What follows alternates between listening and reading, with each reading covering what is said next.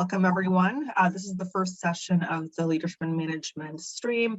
And here, myself, Sarah Lal, and Melanie Sodka, one of my colleagues, we're going to be discussing how to measure burnout. So I'm an assistant professor at the DeGroote School of Medicine. I teach entrepreneurship and innovation. As part of that, I do some work in the technology validation space. And so no formal conflicts of interest to disclose other than introducing new technologies into the workplace and into healthcare in general is part of the work that I do. Mel? Hi, everybody. Very interesting topic of burnout, and we're going to do that in a very quick amount of time. So that's always interesting. But I'm Melanie Sodka, like vodka with an S. I'm a professor at Niagara College in Entrepreneurship International Business. I'm also the founder of Capacity Creator Corporation.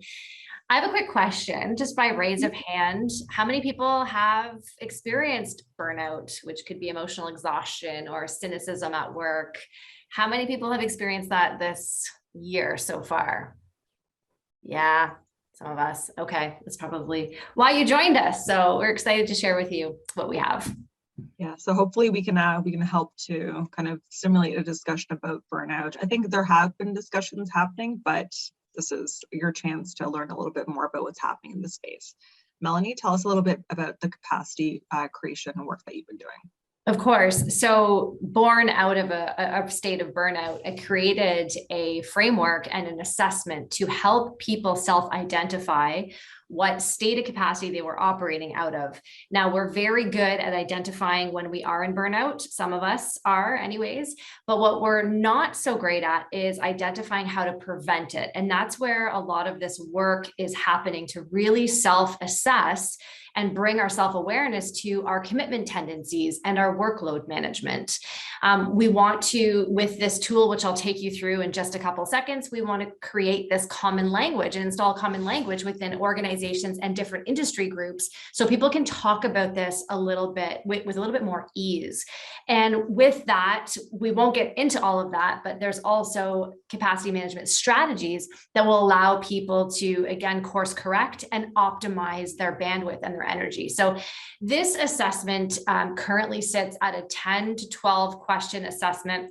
It has varied a little bit in the different working groups, but initially it was a 10-question assessment that really helped park people in a state of capacity. So you would quickly get the results and understand, am I operating out of one of these four?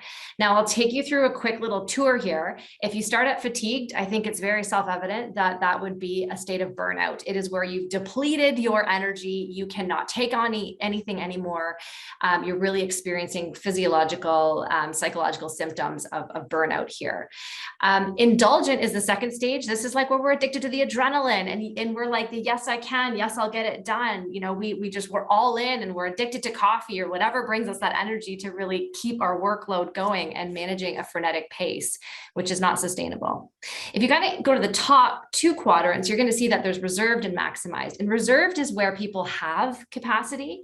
They're not necessarily allocating it to anything in particular. They might be a little bit reserved with their energy for varying reasons. So we get to dig into that, which is quite fascinating. And the fourth quadrant is all about maximized capacity. This is where we are discerning with our decisions. We are able to hold our boundaries and we're able to prioritize in a healthy manner. And so what we want to do is we want to help people as much as possible stay in maximized as much as possible. So obviously you're going to leverage a couple of those quadrants differently. So just very quickly, the assessment is there, but what we want to do, and this was supported, through over 2,000 people who have taken the test so far too. So 2,000 people approximately have taken the assessment. We've looked at some of the data, we've done some one-on-one coaching. I did a TEDx on this topic as well. So really taking a look at, informed by how people are responding. So this is a quick example of a template I created for one of our clients to quickly identify. So you can see some of the criteria, some of the circumstances that would put people in that state of capacity. So again, these, we want to create just-in-time supports for people to be able to course correct, to help themselves, and to help managers have those difficult conversations.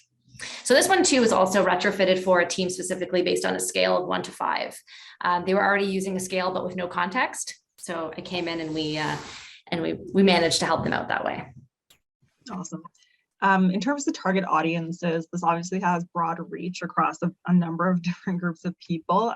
We're all, I think, feeling some certain extents of burnout right now, but the target audiences that we have to start with are entrepreneurs, so health innovators, entrepreneurs, academic professionals, so folks like yourselves, staff, faculty members, clinicians, researchers, and then folks in the corporate setting, which is individuals that I'd say most of whom are currently Mel's clients and have worked with this tool already. So 3 key audiences. Now, in terms of the work that we're doing right now, on the left here, we have a HIREB approved study that we're doing to validate the capacity assessment tool relative to current burnout indices. And so we're testing this out with 200 industry professionals and 200 entrepreneurship professionals. And we're also looking to establish resources with feedback from the different user groups. And so what this means is that, as Mel was mentioning, once you have the result of the assessment, what do you do next? Well, you have a bunch of resources that you can access. There's one-on-one coaching that's available. And so we're looking to explore what's effective, what's not less effective for various groups of individuals based on need and based on state of capacity. And the study that we're currently doing is also, we haven't gotten the formal approval yet, but it is going to be MyTax supported, which essentially gives us funding to provide training opportunities for students who are interested in getting into this work. In terms of future directions, future work that we're looking to do, as Mel mentioned, looking to build out an assessment for team capacity assessment. Most of the work that we do is on teams, so it seems fitting that we would assess at the individual and the team level. Once we have enough data, of course, we'll be able to empower individuals with a predictive tool.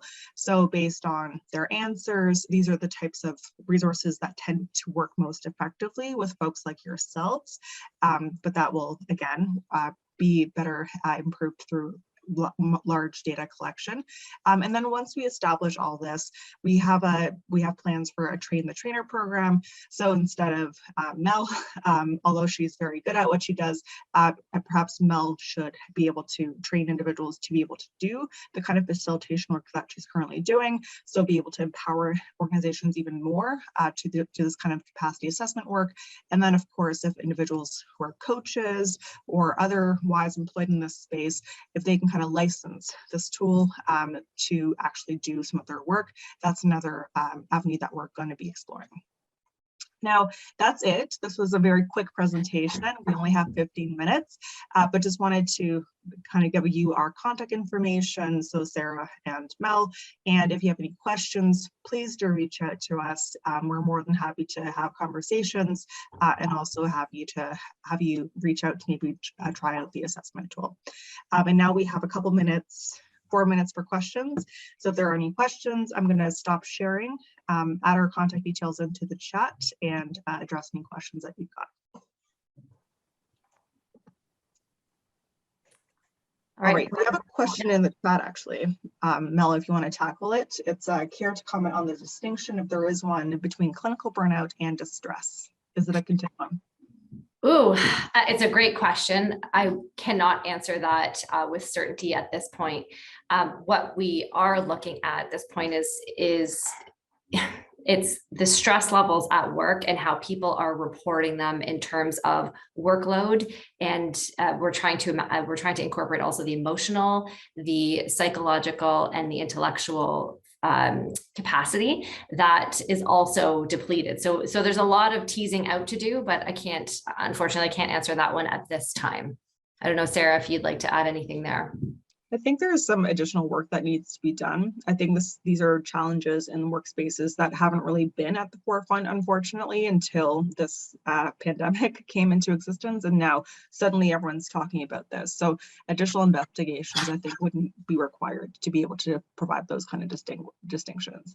I do think it's a continuum, though. Tanya, question? Yeah, and I see that someone raised it in the chat as well, and it's similar to the first question about the difference between what the burnout scale would be and then empathic strain, or also known as compassion fatigue, Yes. and how the tools would, if it does discern the difference between. I will comment on working with a corporate client where a lot of my work at this point with the corporate clients will look at workload at work. But with this tool, what was revealed is that this person actually was okay managing her workload. However, she was coming out as fatigued in the scale. And what the prompting coaching questions allowed the manager to do was to identify that this person actually had capacity management challenges at home in terms of the mental load, in terms of caring for her children and her elderly mother. So through this conversation, you're able to start to create these distinctions where it's actually not workload that could be managed very differently than personal. So there's that distinction there. Thank you. And Conrad? Yeah, hi. Comment, I guess, and then a question. So I leaned a bit into the burnout literature recently, and one of the critiques I saw that was interesting was that some people say, well, what is it? Again, as some of the questions I've already asked, and is it any different from actual depression, like just clinical depression? And when I teach my mindfulness program, I use that analogy of that cruel experiment that was done in the 70s and 80s. They had monkeys in a cage and they'd give them sudden shocks. And eventually the monkeys kind of do this, and then they curl up in a corner in the cage and just don't respond. As a good analogy for the difference between anxiety and depression, right? And burnout also. Okay. I'm really glad that to hear what you said, Melanie, that you're looking at not just encouraging the monkey in the corner of the cage, but also looking at the source of the shocks. Because I think without looking at that, we can do as many seminars and workshops as we want, right? But if we don't do something about the number of shocks or the types of shocks that are coming, it's going to be an uphill battle. So I'm just wondering if you could say a bit more about that. Yeah, absolutely. So one of the stories that I tell in part of the facilitation and my keynotes is when we are rewarded for work, when we get recognized at work, many of the times the criteria is going above and beyond, staying late hours, doing extra work, taking on extra projects. Like that's how we glorify the grind. And what I am trying to do in this work as well is to shift that narrative to actually rewarding a healthy hustle. And really that sustainable ambition. What that means is reverse engineering and going back and setting those parameters, setting those boundaries to be able to say and measure how are people actually doing that, recognize and rewarding that. So we're not shocking the monkey, we're actually giving the monkey bananas. I'm going to use that analogy horribly, but we're actually just trying to reward people for doing the right things that are taking care of themselves. So that's what I'm beta, like that's in beta mode right now with one of my teams.